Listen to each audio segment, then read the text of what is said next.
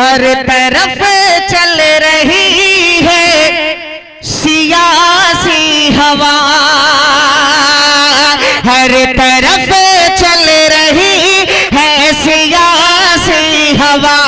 हिंदू मुस्लिम कभी भी न होंगे जुदा, हर तरफ चल रही है सियासी हवा। हिंदू मुस्लिम कभी भी न होंगे जुदा। बिस्मिल्लाहिर्रहमानिर्रहीम। अल्लाह की हम्दो सना और नबियों पर दुरूद व सलाम के बाद मैं अपने उस्ताद मुहतरम का एहसानमंद हूँ कि आपसे मुखातिब होने का मौका दिया।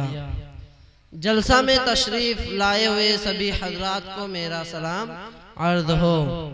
मुहतरम दोस्तों, आज का दिन हम यौम जमहूरिया 26 जनवरी 2021 की शक्ल में मना रहे हैं। मुहतरम दोस्तों, ये दिन हिंदुस्तान की तारीख का वह दिन है जिसे पाने के लिए लाखों की तादाद में बिरादरान वतन ने अपनी जानों की कुर्बानियाँ दी और हजारों की तादाद में उलमाए इकराम को फांसियाँ दी गई। जलियांवाला बाग जैसी कत्ले आम की घटनाएं पेश आईं। पता नहीं कितनी माओं की गोदें सूनी और बच्चों को यतीम कर दिया गया। बड़ी मुश्किलों के बाद गुलामी की जिंदगी गुजार रही इन आँखों को ये दिन देखने को मिला जिसका हर हिंदुस्तानी को बेसब्री से इंतजार रहता है और रंगारंग प्रोग्राम पेश करके इसका खैर मकदम किया जाता है।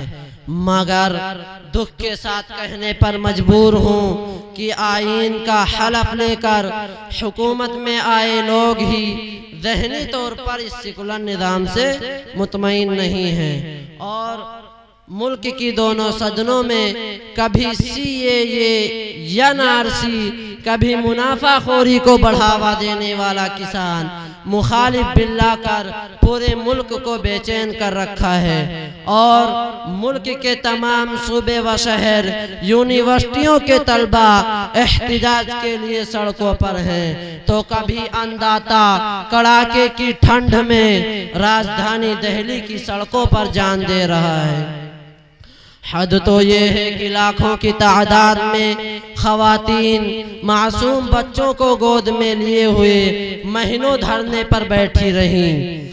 मैं उनके जज्बे वतन परस्ती को सलूट करता हूँ और आपसे गुजारिश करता हूँ, मिटा दो अपनी हस्ती को अगर कुछ मर्तबा चाहो कि दाना खाक में मिलकर गुले गुलजार होता है।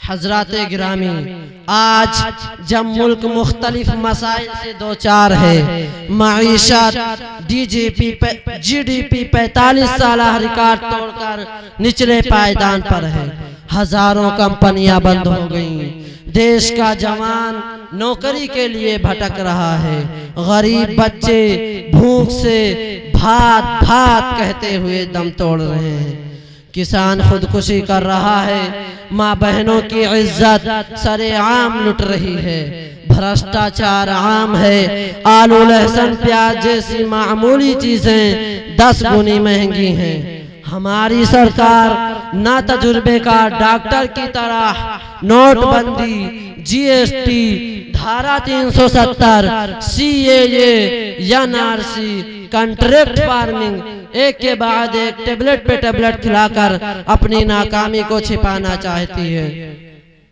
मैं हुकूमत में बैठे लोगों से पूछना चाहता हूँ, कहाँ गए तुम्हारे मैनिफेस्टो के वादे? सबका साथ सबका विकास। क्यों हो रही है माओ लिंचिंग की घटनाएं? आसिफा के दरिंदों, कुलदीप सिंह सेंगर, चिन्मयानंद जैसे रेपिस्टों का संरक्षण। बेटी पढ़ाओ बेटी बचाओ का नारा देने वाली हुकूमत क्यों कर रही है? हाथरस जैसी घटनाओं पर पर्दा क्यों डाला जा रहा है? कहाँ गया हर साल 2 करोड़ नौकरियों का वादा? सीमा पर जवान आए दिन क्यों शहीद हो रहे हैं? कहाँ है 56 इंच का सीना? किसानों की क्यों नहीं हुई? ये वो नाकामियां हैं जिनको छिपाने के लिए मुल्क की दूसरी बड़ी अक्सरियत मुसलमानों को टारगेट करके भोली भाली जनता को उलझाना चाहती है। अगर हिम्मत है तो और मुसलमानों को एंटी नेशनल बताकर वतन परस्ती के सबूत मांगे जाते हैं। अगर हिम्मत है तो पढ़ो 1857 से लेकर 1947 तक हिंदुस्तान की तारीख को दिल्ली से लेकर पेशावर तक दरख्तों की शाखें बताएंगी हमने वतन को क्या दिया। माल्टा जेल की बेड़ियां और अशफाकुल्ला खां के गले में लगने वाला फांसी का फंदा बताएगा वतन परस्ती क्या होती है। अरे सावरकर के चेलो, तुम्हें क्या पता वीर अब्दुल हमीद की कुर्बानी का।